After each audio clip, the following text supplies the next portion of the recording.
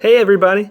So I am back with another Friday Takeover, and in case you've missed me these past few weeks, my name is Stuart Huggins, and I am the student intern here at the Wesley Center in Chattanooga, and I am also the Director of Youth Ministries at St. John United Methodist Church in Chattanooga, Tennessee. And it's Friday, July 24th, and it is a overcast day. Looks like we have some rain coming in, which is good because we just planted some flowers at Wesley, and I'm sure they'd love the rain. But I'll have to jump over here on Fridays and send you guys off on a safe, healthy weekend with one of our DBRs. And our DBRs for today are Psalm 105, verse 1 through 11, Genesis 29, 9 through 14, Acts 7, 44 through 53, Psalm 129, 136, 1 Kings 138 through 48. And as usual, I like to do a psalm, but I'm going to be spicing things up today, and I really want to. This is going to be kind of a short one today, but I still think it's kind of relatable with what we're going through today. And that's going to be Acts 7, 44 through 53 is my focus today. And it goes like this. How our ancestors had the tabernacle of the covenant law with them in the wilderness. It has been made as God directed Moses according to the pattern he had seen.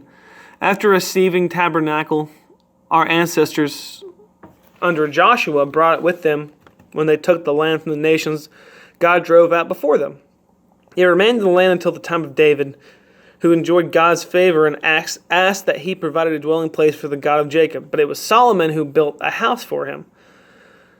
However, the Most High did not live in houses made by human hands, as the prophet says, "Heaven is my throne and the earth is my footstool. What kind of house will you build for me?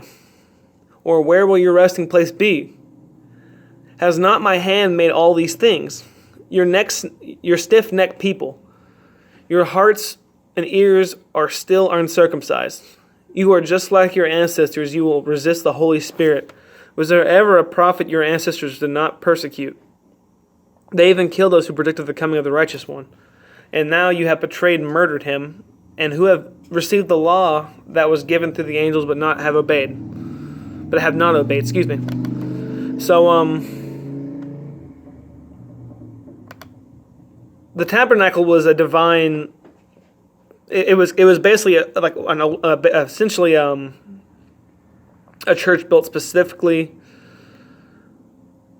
It was built by divine specifications that came from God, and was an object of great power, great beauty, and cost. So Stephen pointed out how it was forever on the move, right? It was put up and taken down, and it was carted from place to place, and in all the wonders of the Hebrews in the wilderness and the crossing of the Jordan and the conquest of Canaan, the tabernacle moved when they moved, right? So when David came along, he decided to build a permanent house of cedar. In due time, so David's son Solomon,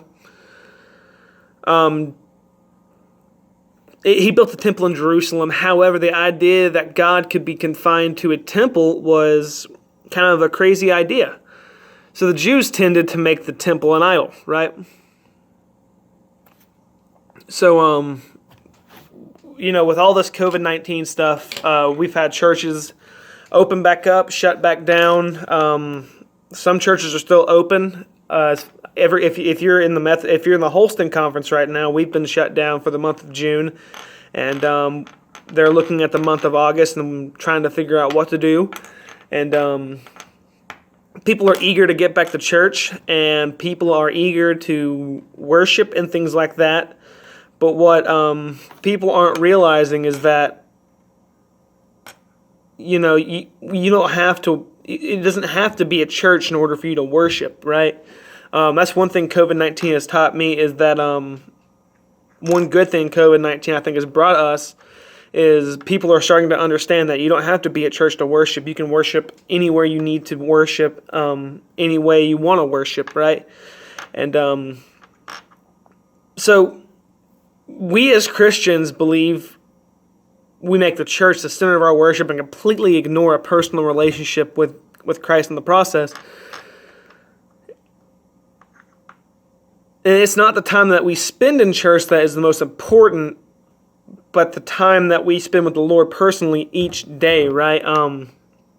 that's what we really learn with faith, and that's how we really grow in our faith, is not how much we worship in church. That's important, but the most important thing is our personal relationship with Christ and how much we spend time with Him, right?